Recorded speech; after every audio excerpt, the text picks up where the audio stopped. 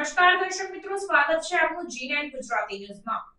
જેતપુરના બોખલા દરવાજા પાસે મોબાઈલની શોપનો સ્લેબ થયો ધરાશાયી। પ્રાપ્ત માહિતી અનુસાર બોખલા દરવાજા પાસે જૂની જર્જરિત ઇમારતમાં મોબાઈલની દુકાન આવેલી હતી, જેનો સ્લેબનો ભાગ તૂટી પડતા દોડધામ મચી જવા પામી। મોબાઈલની દુકાનવાળો ભાગ નીચે તૂટી પડતા એક વ્યક્તિ ગંભીર રીતે ઈજાગ્રસ્ત થયા હતા। દુકાનના સ્લેબનો ભાગ નીચે પડતા નીચે સોડા શોપની દુકાન તેમજ રેકડીને નુકસાન થયું, જ્યારે નીચે ઉભેલ એક વ્યક્તિ પણ ઈજાગ્રસ્ત થયા। કહી શકાય કે સ્લેબનો એક સાઈડનો ભાગ તૂટી પડતા મોબાઈલનો સામાન પણ નીચે પડ્યો હતો।